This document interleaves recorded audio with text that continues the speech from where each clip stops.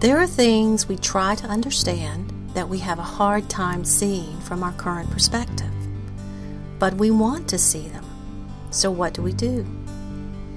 Well, we try to think of ways to understand, and a way to weave an understanding of what we seek into our world so that we can talk about it and point to it. But in doing so, we are seeing with a lesser pair of eyes across limited vistas. And so it's frustrating. And to make matters worse, some things we want to see simply defy clean, normal description. You just can't do it. I face this all the time as I seek to tell you things. Many times, in fact, most of the time, I can't point directly at what I'm trying to say.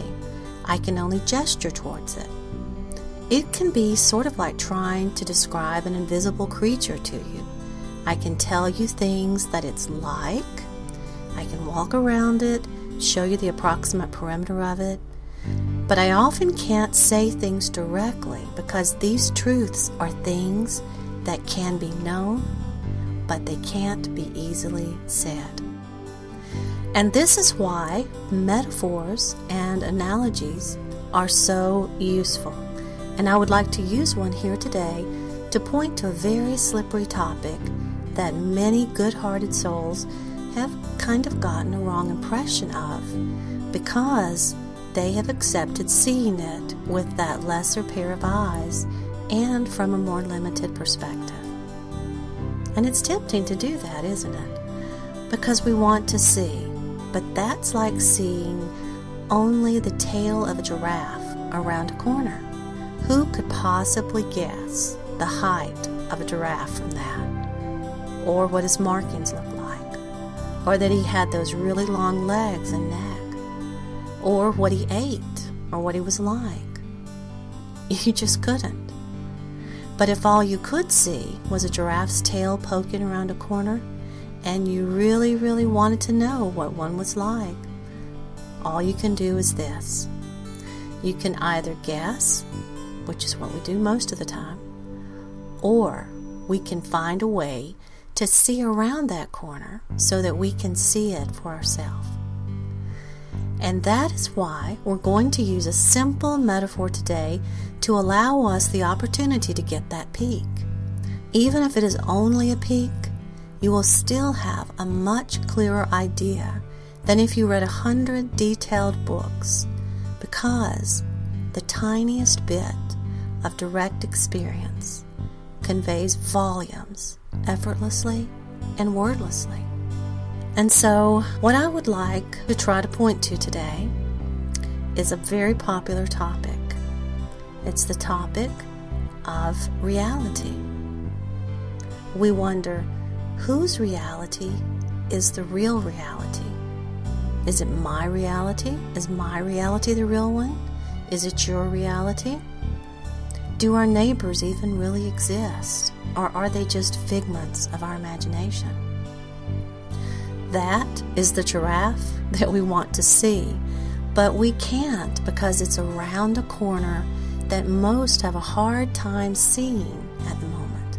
And so we have created all sorts of theories in attempt to describe whose reality is real and whose is not. We talk about parallel realities, or the idea that perhaps only you exist, and lots more, tons more. But I think, perhaps, if you will join me, I can point to this for you from my bed. This is my bed. This is my actual bed. And it has a tapestry bedspread on it that's woven of countless threads of chocolate and cream and green and gray and tan and God knows what else, all coming together to create this magnificent tapestry that I get to sleep under at night.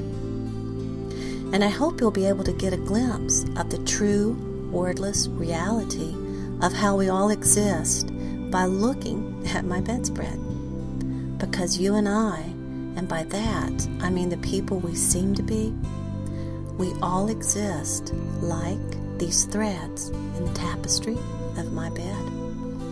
And the first misconception I would like to clear up is the accidental, erroneous idea that people have where they think that only they exist.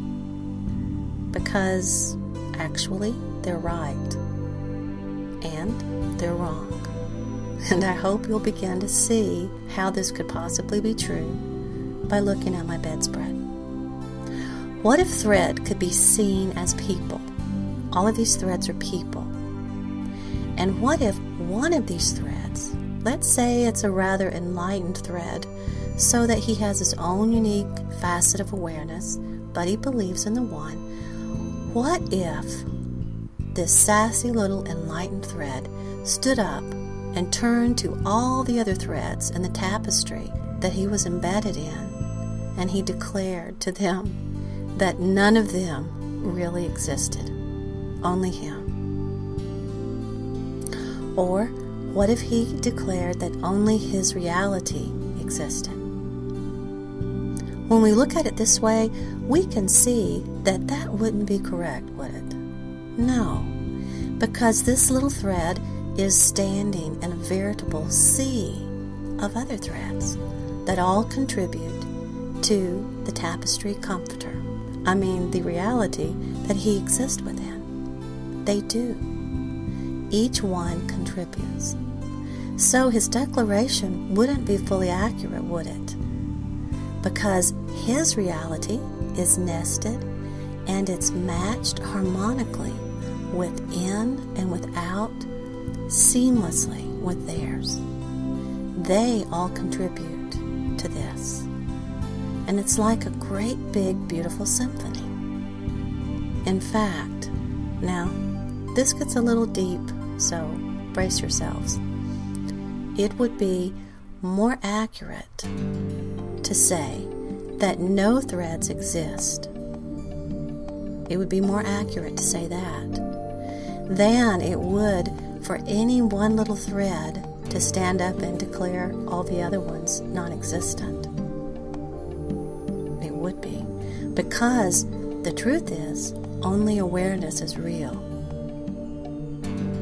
And from this faceted awareness of a seeming ocean of faces, what we call our reality springs forth, brand new, every second of the day and night. And everything in this reality has its awareness, each according to its kind. Everything. And that awareness is the divine spark. You carry this divine spark. I carry this divine spark. It is this awareness. And like a candle that lights many other candles without diminishing its own light or the light of any of the other candles, we create this seeming reality effortlessly, on the fly, every nanosecond. And since the universe is ever harmonic with itself, we are also ever in harmony, ever attracted, ever repelled, ever bringing forward that which we call for, or ever discarding that which we dismiss, whether we do this consciously or unconsciously. And so, like the threads in my tapestry bedspread, together we create this reality that we call our universe. And we are like these little threads, except to see it a little more clearly, we have to add the quality of these being holographic threads.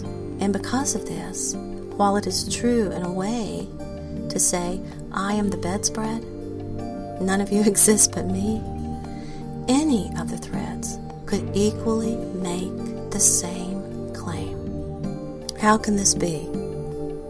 It seems crazy, but it's true. As we come to the higher truths, we have to remember that often one of the trademarks of higher truths is that they seem paradoxical. Because to see them clearly from where we stand right now, we often must hold seemingly conflicting thoughts together one in each of our hands. And because of this, not one thread is the real thread. Not one. All of them are.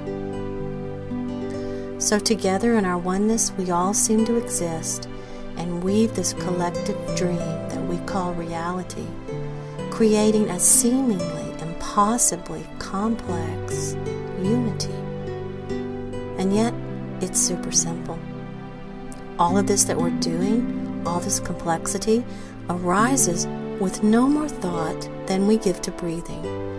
It arises as the echo or the byproduct of the condition and the perspective of the awareness that we maintain.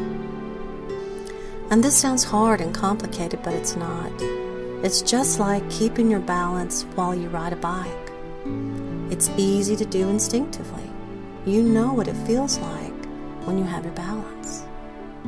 But it is unbelievably inadequate and complicated to try to describe how you know that balance, how that balance is accomplished to someone else. And this incredibly complicated simplicity is how we weave our reality together and as the one.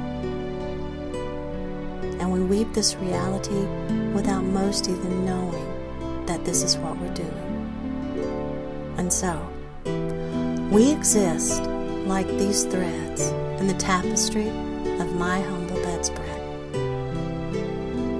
No thread exists more dominantly or predominantly than the next, even if it stands up and insists that it does. And we have to remember, the thread beside you is every bit as real as you are. The same divine spark animates them, animates you. And each of these threads are magnificent holographic weavings of the whole.